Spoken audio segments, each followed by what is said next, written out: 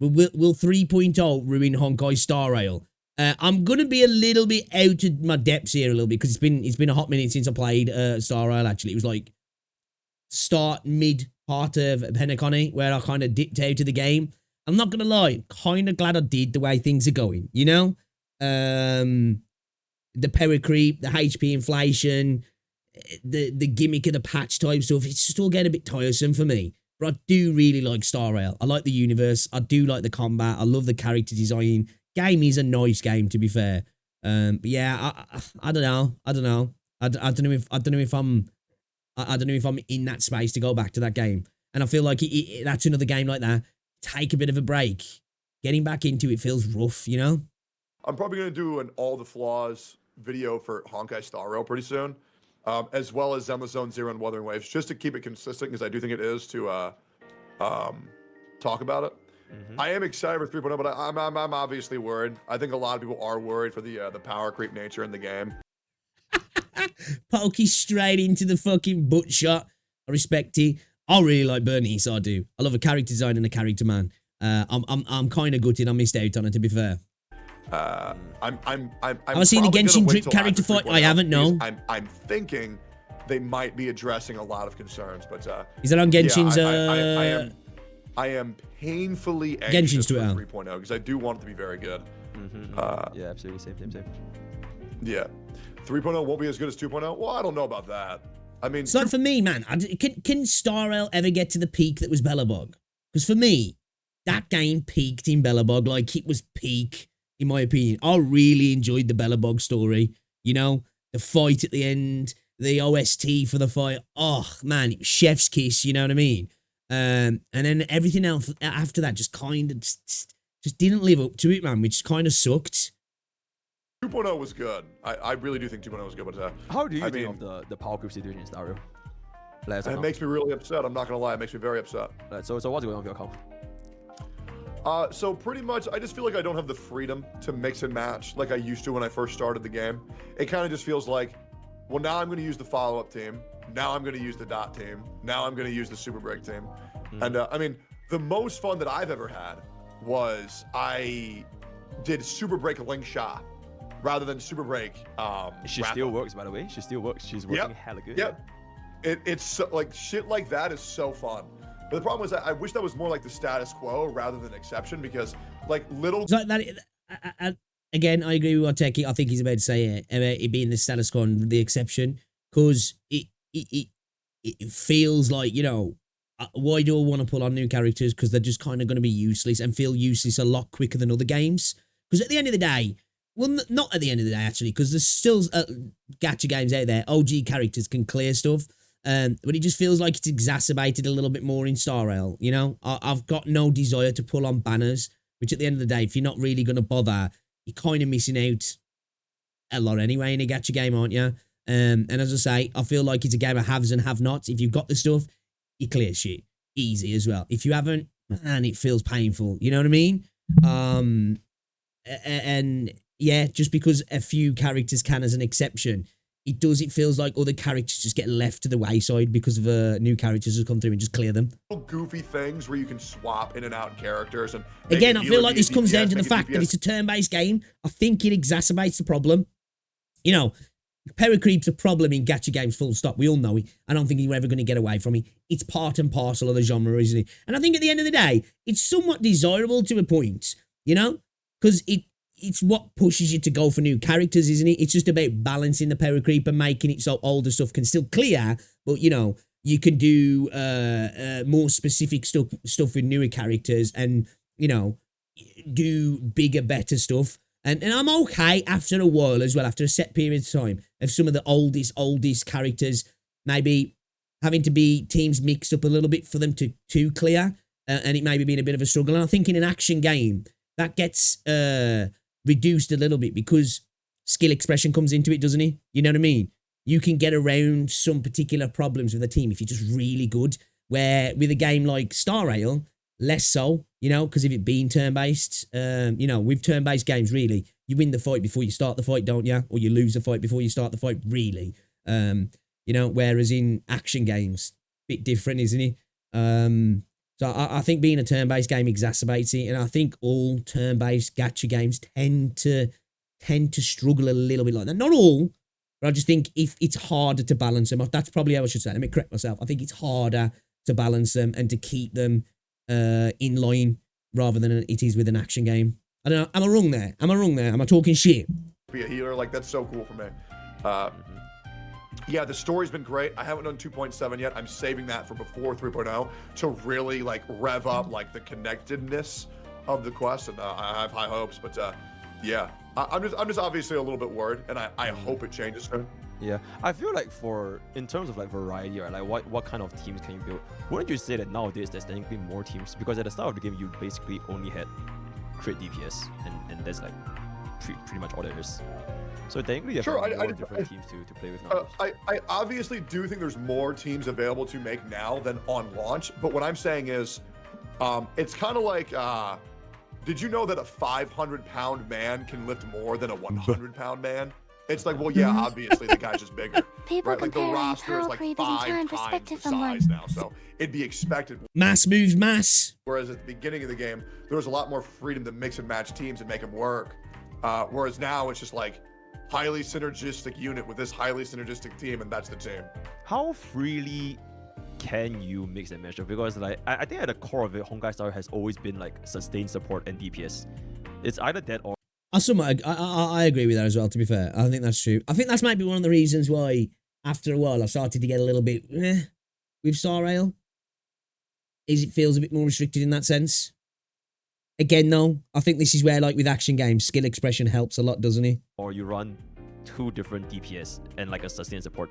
I think that has been the formula for like... Yo, guys, as well, if you're watching, drop a like on stream. Entire time. But I feel like the power creep thing is definitely strong. Like a new unit is stronger than an older unit. But I feel like in terms of like team building and structuring, not too much has changed. Me personally. I think as well, for a problem for me, again, I could be talking out my arse now because it's been a while and things might have changed drastically. I haven't been keeping up with Star Rail. But I think it's because the patches almost come with like, which is not new, unique to Star Rail, is there's like the gimmick of the patch. The paracreep might not be insane. It's still kind of big, I think. But then you bring in the gimmick of the patch and it exacerbates it. And then the next patch is different. So that paracreep kind of drops back down a little bit then, if that makes sense. It doesn't, but it does in a way because it's not getting the uplift from that particular gimmick, so to say. Again, anybody who plays the game more regularly, am I tripping there? That's kind of how I felt like when I used to play the game, you know? I do, man. I think it's a bit of an issue with the game, I do personally.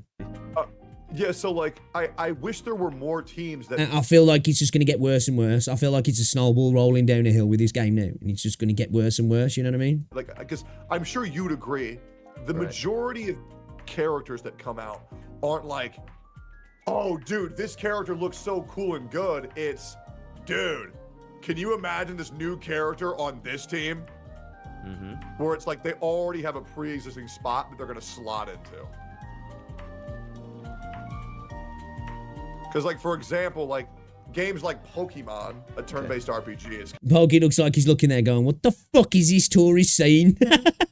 kind of just like, I'm going to use whoever with whoever. It doesn't really matter.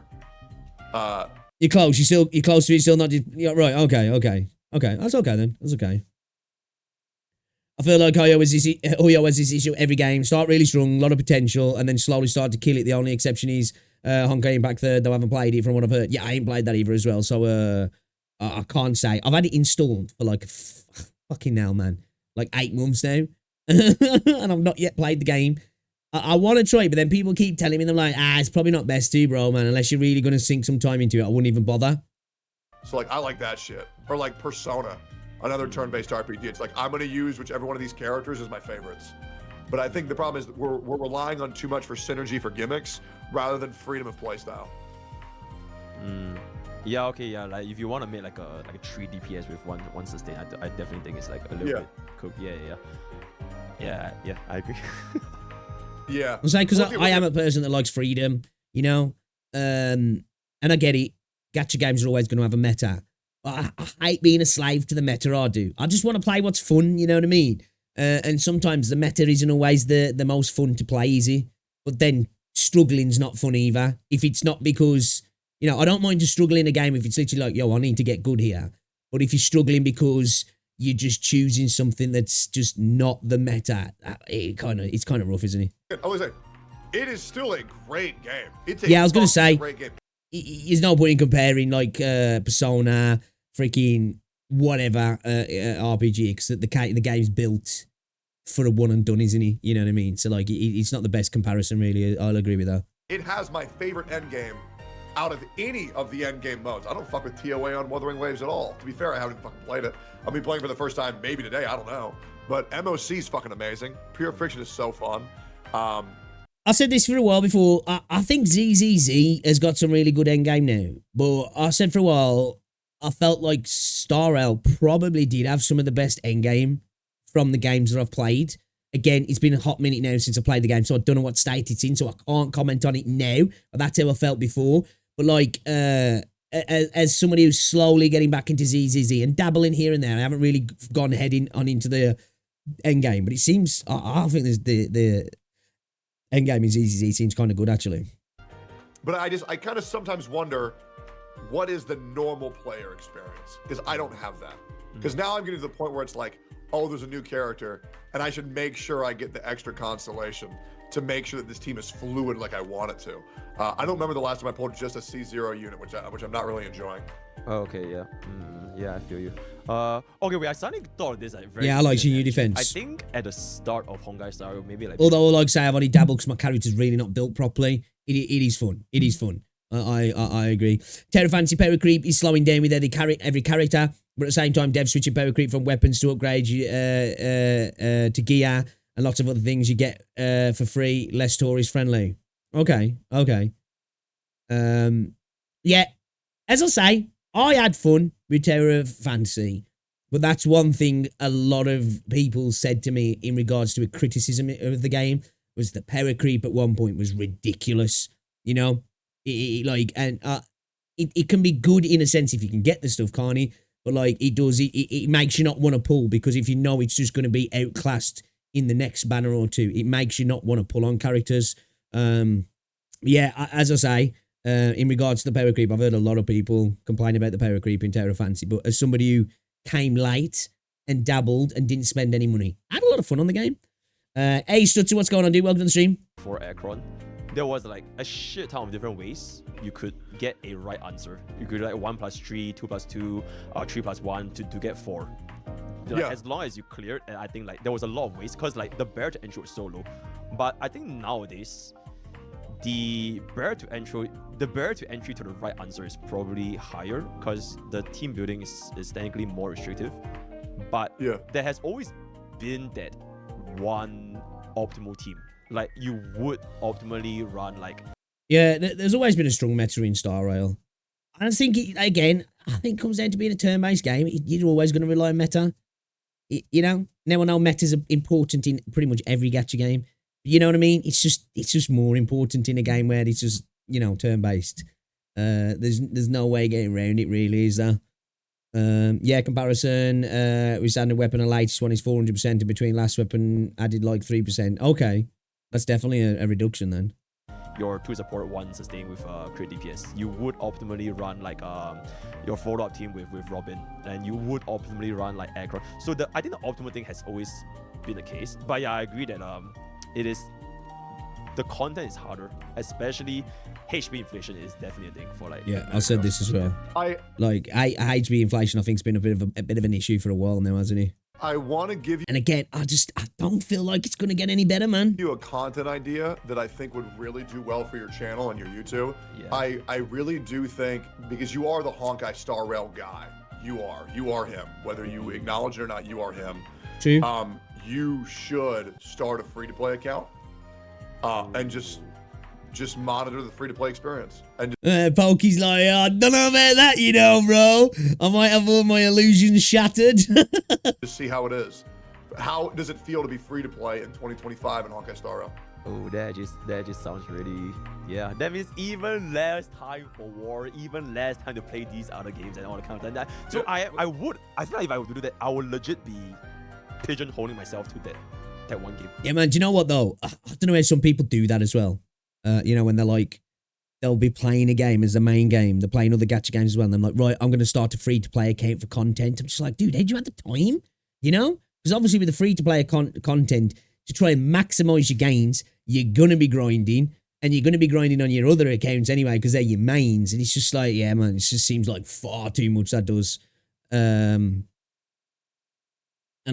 I don't know, which would remove it is if you was just literally like, I'm going to pay somebody else to do it, but then you're not experiencing it, so it's pointless. Well, you kind of already are, to be fair. Nah, but I'm still playing like all these updates and all kind of stuff when it come out. It's like, I don't think I've been playing Honkai Star for like, at least like 1 week. So, you know. Just wondering why did you stop playing Terra Fantasy? I I don't know, man. I haven't really got an exact reason. Yeah, it just, you know, when you just like, you don't play a game for a day because you obviously something else has come out.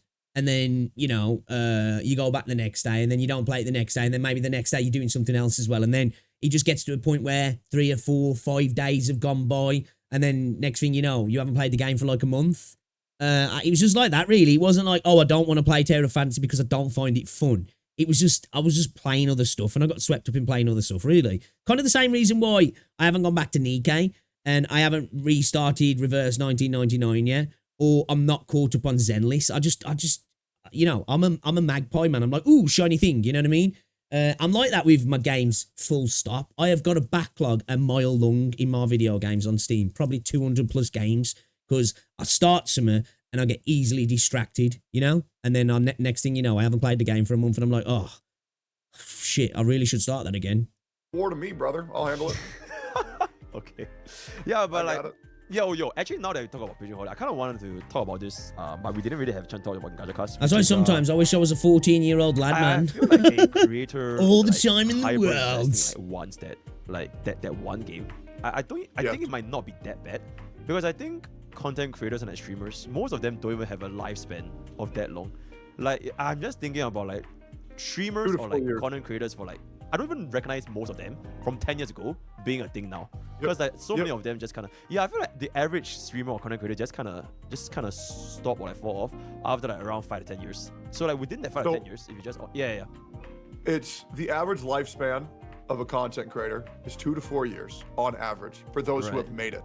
Right. I'm gonna name some names right now. Sounds about right. And you tell me if you know any of them, because your chat's gonna know them. Do you know who Damone Kim is? No. Never heard of him. Do you know who Matt Jestic Multigaming is? No. No. Okay, so I have a whole list of every Genshin Impact creator who has died. Chat's like, who? But Who? they had careers at the start of Genshin. Did he mean literally died? That is morbid as fuck. They didn't blow up enough. They're dead. Yeah, they were. Oh, he means there are so many CCs figuratively that have come in and gone content. And died. Okay. You know, Enviosity's next. Hey, Okay, guess yeah, he who's means another he's dead in content content creator, creator. Asian Okay. guy streams. Early Genshin CCs. Okay. Remember, Yep, he's dead too. I was gonna say when he was like dead, I was like, what man, this is getting dark. He means he's a content creator. Okay. That was me years ago. Now I don't have anything until I don't play anything until I have a window. That's fair. Yeah, man. Life's busy, isn't it?